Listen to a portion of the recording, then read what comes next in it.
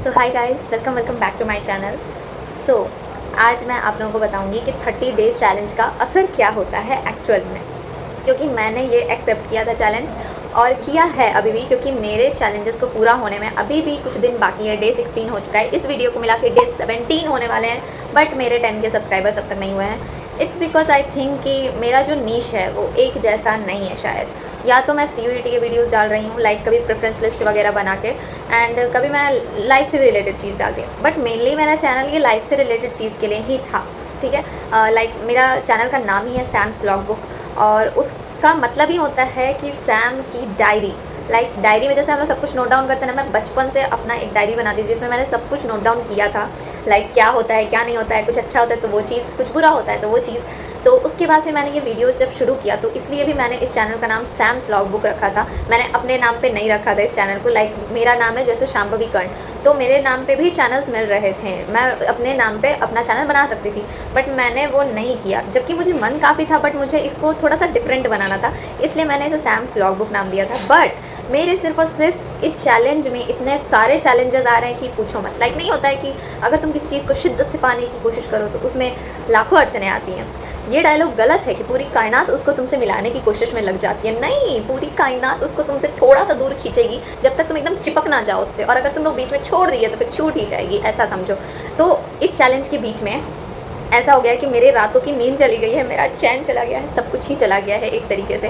क्योंकि इस टाइम में अभी जैसे कि मान लो एडमिशन का टाइम है, तो मैंने सोचा था कि कंटेंट्स काफ़ी मिलेंगे। यस, मेरे पास कंटेंट्स काफ़ी हैं और मेरे गैलरी में एक तरीके से पूरा भरा हुआ है वीडियोस शॉर्ट्स का, लेकिन मुझे यहाँ पे प्रेफरेंस लिस्ट वगैरह भी बनाना है और थोड़े मोड़े प्रॉब्लम्स भी आ रहे हैं। लाइक देखो, अभी के टाइम पे मेरे घर में गेस्टिंग काफ़ी ज़्यादा हो गया है, जिसकी वजह से वीडियोस बनाने का बिल्कुल जगह नहीं मिलता है। अभी भी मेरे पीछे से भी तुम लोगों को साउंड्स काफ़ी ज़्यादा आ रहे होंगे, क्योंकि यहाँ पे हल्ला ही हल्ला होता रहता है। अभी फ़िलहाल मुझे ऐसा लगा कि थोड़ा सा शांति है तो मैं बना लूँ, और इनफैक्ट मुझे वीडियो बनाने का ही मन नहीं करता है लिटरली, कि मतलब ऐसा नहीं हो रहा है कि जैसे कि अभी 17 दिन जब बीते हैं तब मुझे ऐसा लग रहा है मेरा नींद पूरा नहीं होता है, क्योंकि मैं रात को वीडियो बनाती हूँ। मतलब सुबह से मुझे एडमिशन की वजह से टेंशन्स वगैरह रहते हैं, जैसे कि एडमिशन का प्रोसेस काफ़ी ज़्यादा है। सो देखो, मेरा एडमिशन मैं DU में सोच रही हूँ, बट ऐसा ज़रूरी नहीं है कि DU ही लग जाए। ऊपर से जैसे मेरे मार्क्स आए हैं उस पर तो नहीं लगता है, मतलब ऐसा मैं मना रही हूँ कि मेरा लग जाए, मतलब DU में एडमिशन हो जाए, क्योंकि ऐसे ही लगा पड़ा है।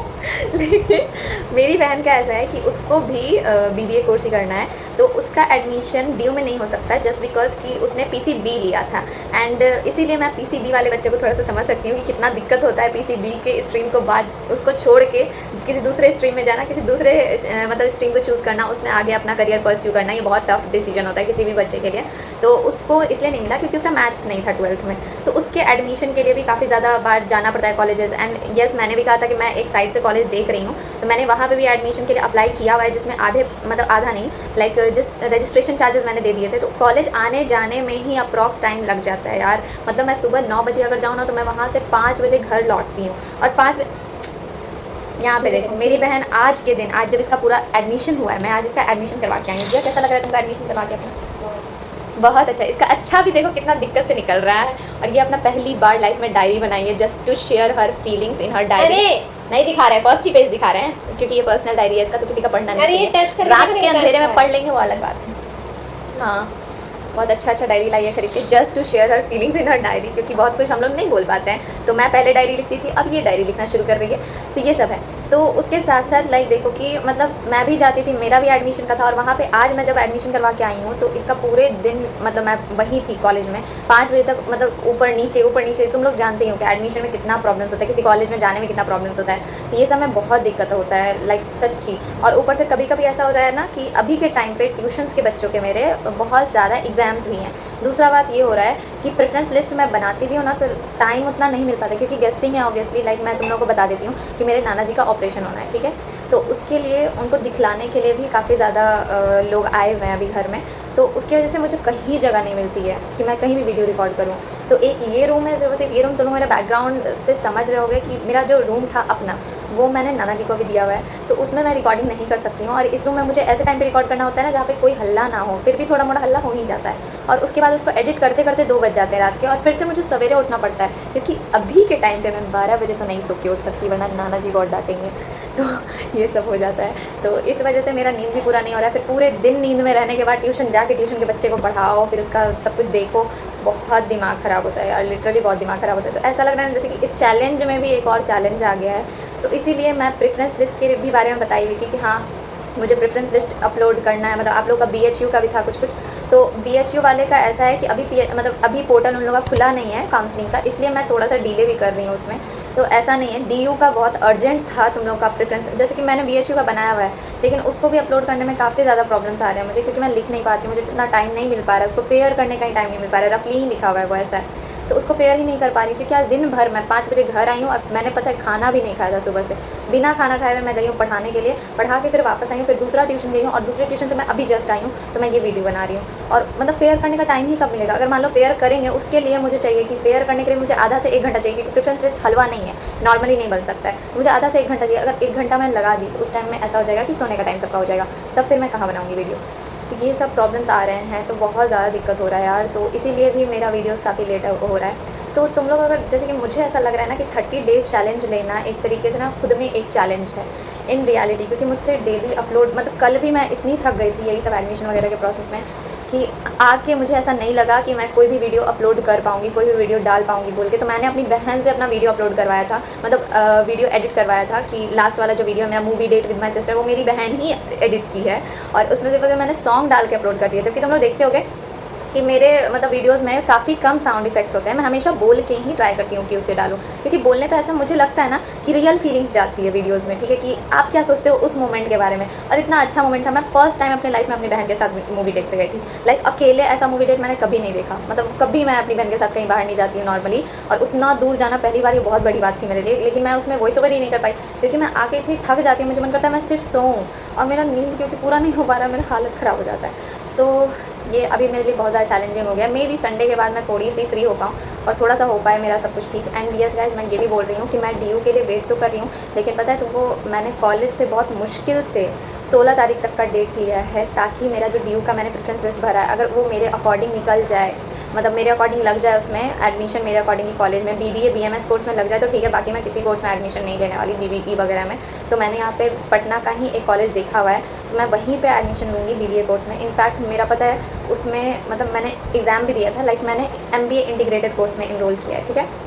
तो वो ऐसा होता है कि बीबीए चलता है तुम्हारा पढ़ाई, और बीबीए के खत्म होने के बाद तुम चाहो तो वो कॉलेज छोड़ के, कोई अगर गवर्नमेंट कॉलेज तुमको एफएमएस दिल्ली या फिर आईआईएम इंदौर वगैरह मिल गया, तो तुम वो छोड़ के आराम से जा सकते हो, तुमको प्रॉपर ग्रेजुएशन डिग्री मिलेगी, ठीक है, ऐसा होता है। और अगर तुम लोगों का ऐसा है कि तुम लोग नहीं जाना चाहो, या फिर तुम्हारा नहीं निकला एग्ज़ाम, तो अपने आप एमबीए का कोर्स स्टार्ट हो जाएगा, तुम लोग का बैक नहीं लगेगा 1 भी साल का। तो वो इंपॉर्टेंट होता है एक तरीके से, क्योंकि मेरा इतना बैक लग गया कि मैं रिस्क नहीं लेना चाहती थी, इसलिए मैंने एमबीए इंटीग्रेटेड कोर्स में एडमिशन लिया है। एंड मेरी बहन ने भी सेम ही कोर्स में एडमिशन लिया है, सेम ही कॉलेज में एडमिशन लिया है, तो फिर सेम सब कुछ है हम लोग का। इनफैक्ट क्लास भी मे बी एक ही हो हम लोग का, तो ऐसा हो सकता है। लेकिन ऐसा हुआ था कि पता है तुमको, उसके रिज़ल्ट में, जब वो एग्ज़ाम मैंने दिया था, उसके रिज़ल्ट में मेरा सेकंड रैंक आया है, और टीचर्स एकदम परेशान कि तुम एडमिशन करवा लो। इसके रिज़ल्ट में मेरी बहन का 9th रैंक आया, और सिर्फ फाइनेंशियल प्रॉब्लम्स की वजह से हम लोग ने आज एडमिशन जाके करवाया 9 जुलाई को अप्रॉक्स, और रिज़ल्ट अप्रॉक्स शायद पहले ही निकल गया था। 3 जुलाई को हम लोग को जाना था, 1 जुलाई से एडमिशन स्टार्ट था, 1 जुलाई से 6 जुलाई तक, तो हम लोग एक्सटेंशन लिए थे 10 जुलाई तक का। तो मेरा और एक्सटेंशन बढ़ा है कि मैं थोड़े दिन बाद और लूँगी, क्योंकि मैं देखो 10,000 ऑलरेडी जा चुका है, और वो 10,000 रिफंडेबल नहीं है, नॉन रिफंडेबल अमाउंट है उस कॉलेज में, ठीक है। और उसके बाद फिर मुझे और उसमें डालना है अप्रॉक्स 70,000, लाइक 80,000 एक साल का फ़ीस है, और वो एक बार में डलाएगा, और मुश्किल से मेरी बहन का 80,000 कंप्लीट हो पाया था यार। ऊपर से ड्रेस का खर्च अलग, तो बहुत खर्च थे अभी, मतलब उसके लिए मुझे क्या ही बोलूँ, मुझे अपना पूरा 1 साल का अमाउंट लगाना पड़ा है। तो ये बहुत ज़्यादा मेरे लिए था कि मतलब एक तरीके से मेरी बहन का एडमिशन हो गया, इस चीज़ का खुशी है हमको, क्योंकि मुझे बहुत ज़्यादा टेंशन था कि मैंने जो चीज़ झेला है लास्ट ईयर, मैं वो अपनी बहन को नहीं झेलने दूँ, और मैंने वो नहीं किया। मुझे इस चीज़ की बहुत ज़्यादा खुशी है। अभी तक मेरा एडमिशन नहीं हुआ है, वो अलग बात है, लेकिन एटलीस्ट मैंने अपनी बहन का एडमिशन करवा दिया। इस चीज़ की मुझे बहुत ज़्यादा खुशी है, क्योंकि मतलब होता है ना, एक डर बैठा हुआ था मेरे मन में। सबसे बड़ा डर एक तरीके से यही था कि जो मैं झेल चुकी हूँ वो मेरी बहन किसी भी कीमत पे नहीं झेलनी चाहिए। तो वो चीज़ था मेरा, और वो मैंने सही कर दिया, क्योंकि उसको भी बहुत ज़्यादा डर था कि अगर एडमिशन होगा तो पहले तुम्हारा होगा, पहले मेरा नहीं होगा। उसका ये थॉट था, ठीक है, कि होता है ना कि 2 साल का गैप लग गया है मेरा, तो ऑब्वियसली उसका एडमिशन पहले होगा, मेरा एडमिशन बाद में होगा। बट ऐसा नहीं था, मैंने एनी हाउ उसका एडमिशन पहले करवाया, एंड आई रियली होप कि मेरा DU में एडमिशन हो जाए। प्लीज़ यार, मेरे लिए बहुत ज़रूरी है, क्योंकि अगर नहीं हुआ ना, यहाँ पे हर साल 80,000 फेंकना पड़ेगा, क्योंकि मैं तो DRCC भी नहीं दे सकती, क्योंकि क्या ही बोलो, पास्ट के मतलब बात पे रोने से कोई फ़ायदा ही नहीं है। तो फाइनली जिया का एडमिशन हो चुका है, और मैं अप्लाई करने वाली हूँ। लाइक 16 तारीख को DU का सीट अलोकेशन मिलता है, ठीक है, उसके शेड्यूल्स में लिखा हुआ है, एंड आई होप कि 16 तारीख को मिल जाए, क्योंकि मैंने बहुत मुश्किल से 1 हफ़्ता और लिया अपने कॉलेज से, ठीक है। तो उसके बाद फिर मुझे एनी हाउ एडमिशन करवाना पड़ेगा, क्योंकि फिर तो मुझे कोई डेट नहीं देने वाला। मेरी मम्मी मुश्किल से मानी है, मेरी मम्मी बोलती है दोनों में से एक चुनो, ये कॉलेज तुम्हारे लिए बैठा हुआ है। लाइक ये कॉलेज वाले बोल रहे हैं कि तुम आ जाओ, और मैं चाह रही हूँ मैं DU चली जाऊँ, तो मैं जाऊँ तो जाऊँ कहाँ? तो ऐसा, तो मेरी मम्मी ने बोला है कि 2 में से किसी एक को चुनो, या तो DU या तो ये, तो ऐसा। तो मैंने बोला, फिर मम्मी को किसी तरीके से मैंने समझाया कि मम्मी यार, DU में अगर हो गया तो बहुत बड़ा बात है। लाइक मैं, फिर मम्मी बोलती थी कि वहाँ जाके कैसे रहोगी, दिक्कत होगा ये वो। मैंने बोला हो जाएगा, बस किसी तरीके से एडमिशन तो हो जाए। तो बस मैं मना रही हूँ कि इन रियलिटी DU में BBA या फिर BMS मिल जाए। काफ़ी ज़्यादा कोर्सेज़ में तो लाइक 3 कॉलेजेस होते हैं BBA के, उसमें से जब मैंने प्रेफरेंस भरा था तो सिर्फ 2 ही कॉलेज ऑफर कर रहे हैं। एक कॉलेज है श्री गुरु गोविंद सिंह कॉलेज, उसमें ऐसा है कि तुमने अगर जो CUET में लिया है वो तुम्हारा 12th में भी सब्जेक्ट होना चाहिए। एंड एक BST, मेरा गधा जैसा दिमाग, एक BST की वजह से मैं एलिजिबल नहीं हूँ काफ़ी सारे कोर्सेज़ में। अगर वो हो जाता ना, अगर मैं उसे हटा के एक बार के लिए एक बार और फिजिक्स या केमिस्ट्री पढ़ लेती, तो शायद मैं एलिजिबल होती। बट कोई बात नहीं, अब पछताए क्या हो जब चिड़ियाँ चुग गई खेत। हाँ, सो दिस इज़ इट। तो मैं अपने मन का भड़ास थोड़ा सा निकालना चाहती थी। तो ये इन शॉर्ट यही बात है कि 30 डेज़ चैलेंज मेरे लिए काफ़ी ज़्यादा टफ हो रहा है। फिर भी मैं ट्राई कर रही हूँ कि मैं इस चैलेंज को पूरे तरीके से पूरा करूँ, क्योंकि ये मेरे लिए बहुत ज़रूरी है कि 10 के सब्सक्राइबर्स हो जाएँ, क्योंकि मैं चाहती हूँ कि मेरे मतलब नेक्स्ट ईयर से पहले मेरा इतना हो जाए ना कि मैं अपना फ़ीस और अपनी बहन का फ़ीस एटलीस्ट खुद से पे कर सकूँ। क्योंकि अभी का जो फ़ीस है ना, वो मेरे फ़ीस के लिए लोन उठाया जा रहा है एक तरीके से बैंक से, ताकि मेरा फ़ीस जमा हो सके। क्योंकि ऑब्वियस है, ये भी जो फ़ीस अभी भराया है मेरी बहन का, वो भी कहीं ना कहीं से लेके अरेंज करके भराया गया है, और ऊपर से मेरा कुछ सेविंग्स था तो उससे भराया गया है। दूसरा बात ये कि जो मेरे फ़ीस हैं, अभी मेरे फ़ीस के लिए 1 भी रुपया नहीं है, और वो लोन उठाया जा रहा है। लोन 1-2 दिन में पास होगा, तो उसके बाद फिर मेरे फ़ीस का पैसा जमा होगा। एंड आई डोंट वांट कि मतलब 1 साल के लिए तो मान लो कर लो, अगले साल भी सेम अमाउंट के तुम किसी से मांग नहीं ना सकते, नहीं हो पाएगा ये। एंड इस कॉलेज का ऐसा ना कि DRCC भी अप्लाई करना है तुमको। लाइक मेरी बहन का DRCC हो सकता है, तो उसके लिए DRCC अगर तुमको अप्लाई करना है ना, तो तुमको DRCC में भी ऐसा होगा कि अप्लाई करने के बाद तुम्हारा जो पैसा आएगा वो कट जाएगा, और फिर तुम्हारा जो पैसा अभी तुम भर रही हो वो वापस मिल जाएगा। लेकिन एट दिस मोमेंट तुमको अपना पैसा देना होगा। तो ये पहला कॉलेज है जिसमें मैंने ऐसा सिस्टम देखा है, बट क्या ही कर सकता है, अभी कॉलेज में एडमिशन बहुत ज़रूरी था। एंड एक तरीके से पटना का ये बेस्ट कॉलेज है, जहाँ पे मैंने और मेरी बहन ने अप्लाई किया एडमिशन्स के लिए। एंड यहाँ से काफ़ी बच्चों के मैंने देखे हैं कि मतलब एक्चुअली मेरे नोन के बच्चे जिनका मैंने देखा है कि प्लेसमेंट्स वगैरह लगा है, तो मैं उसी भरोसे कुछ ट्राई कर रही हूँ। बाकी देखते हैं कि क्या होता है, जो किस्मत में होगा वही होगा। एटलीस्ट मेरे दिमाग में अब ये है कि हाँ, मतलब DU तो मैं चाहती हूँ, क्योंकि ऑब्वियस है यार, सपना किसका नहीं होता। बट अगर नहीं भी हुआ तो मेरे पास एक यही जगह है जहाँ मेरा एडमिशन होगा। एंड अभी ये मैं बहुत बड़ा रिस्क ली हूँ, 1 हफ़्ता का ये जो है, और इस 1 हफ़्ते में सब कुछ बदल जाएगा। लाइक या तो मेरा सपना सच हो जाएगा, या तो फिर चलते जाएंगे, रुकना तो है नहीं, कि चलना ही ज़िंदगी का नाम है। So this is it. और आई एम सॉरी जिसका भी प्रेफरेंस मैं नहीं बना के दे पाई, आई एम रियली सॉरी। मैंने ट्राई किया बहुत ज़्यादा बनाने का, बट मतलब मैं BHU वाला जो बच्ची है, मैं उसको भी दिल से सॉरी बोलती हूँ, क्योंकि ना होता है कि तुम लोग मुझसे उम्मीद लगाया, मैंने भी प्रॉमिस किया है। एंड यस, मैं प्रॉमिस तोड़ नहीं रही हूँ, मेरा बना हुआ है, फ़ोन में रखा हुआ है, इनफैक्ट रफली भी बना हुआ है, लेकिन उसको मैं फेयर नहीं कर पा रही हूँ। फेयर करती तो अभी मैं ये भी वीडियो नहीं बना पाती, और मेरा कल क्या पोस्ट होगा वो भी नहीं पता चल पाता। तो मतलब होता है ना कि एडिट कर करके डालने पे कब तक डालते रहेंगे, यहाँ पे वॉइस ओवर भी नहीं कर सकते हैं। अभी जैसे कि हम नॉर्मल वीडियो बना रहे हैं ना, तो पंखा का आवाज़ आ रहा है वो भी ठीक है, वॉइस ओवर में हमको फ़ैन वैन ऑफ करके एकदम सन्नाटा चाहिए होता है, और वैसे सन्नाटा अभी हो नहीं पा रहा है जो हम वॉइस ओवर कर पाएँ। सो ये मे बी संडे के रात में या फिर संडे के बाद ही हो पाएगा, तो मैं ट्राई करती हूँ।